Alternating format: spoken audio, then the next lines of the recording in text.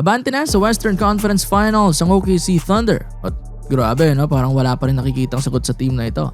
Second straight na sweep na nito ngayong playoffs. Tapos wala ng Phoenix Suns sa first round at ngayon ang fourth seed naman ang Los Angeles Lakers. Dito rin yan tsamba no, nagkataon lang. Buong taon hindi talaga nahanap ng Lakers ang sagot dyan sa OKC Thunder. Paano? 0-4 na sa regular season, 0-4 din pagdating ng playoffs. With average pa yan na 22 points na lamang. Dominated talaga at most ng games hindi nga nakadikit ito ng Lakers. Lalo sa dulo, as maraming times na nagko-collapse ang LA sa second half. Kahit pa maganda ang pinakita nila sa first half.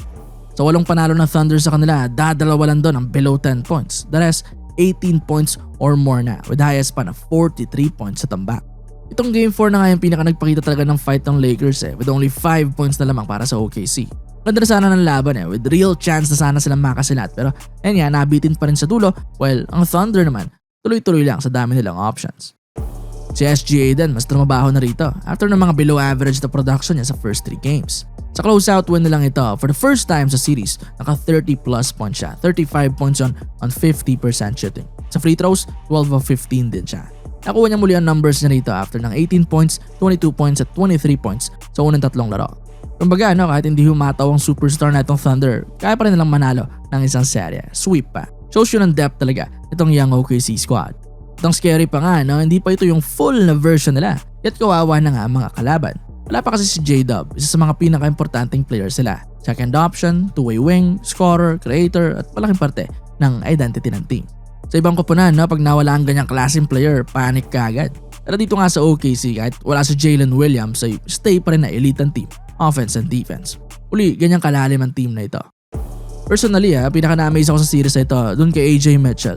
Sobrang galing mag-penetrate, sobrang galing dumiskante, umanap ng butas. And to think na magyan sila sa bench na kaya mag-step up big time kapag may kulang, yung ganyang starter caliber pa rin, para-realize mo kung gaano talaga kalakas itong Thunder. Mas maliban pa sa kanya may iba pang mga starter caliber dyan, mga ibang pwedeng mag-start sa ibang NBA teams. Yung sina Jared McCain, Alex Caruso, Cason Wallace, mga ganon. Bigyan talaga ng roster nila. Kaya kawawa rin talaga yung Lakers sa bench points Years naman ang problem ng LA yan, mataas-taas pa nga ngayon pero malas na napakalalim na Thunder pa ang nakatapat nila sa second round. Tapos yung starters din nila reliable. Bukod kay Shea at AJ, si Chet Holmgren, ang ganda rin na nilaro this series. 20 points a game in 4 games sa 61% pa na shooting. Efficient. Tapos rebound, dumidepensa rin. Pretty solid na piece din talaga siya so win na lang ito.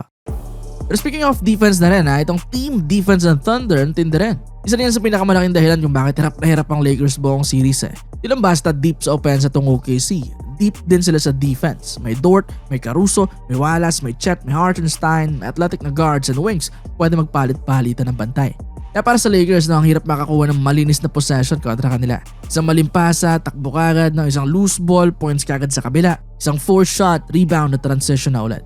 Sa game 3 nga kung napanood nyo, 17 turnovers ng Lakers kinonvert ng OKC sa 30 points. At alas buong series, ganyan naman na ang istorya. Diyan talaga pinapatay ng Thunder yung mga kalaban nila. Habang nanonood yan, imagine ko nakakasasabihin ko sa video na isa lang bantay mo pero 6 na kamay yung sumusundot. Ganun kahigpit yung depensa ng Thunder.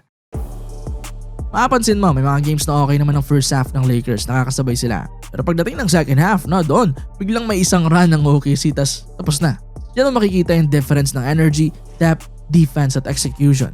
Mas bata rin ng OKC, mas mabilis, mas maraming pwedeng bunutan at mas consistent na team overall.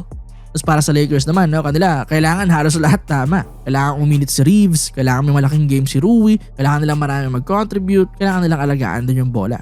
Alas perfect na game na nga nare-require. Pero sa OKC, kahit may kulang, kaya nga maraming ibang pwedeng humata. Kaya dahil complete na team ito at championship na team may tuturing. May MVP caliber player, may elite na defense, may rim protection, may shooting, may bench, may playmaking, may athleticism at may maturity na rin sa closing moments.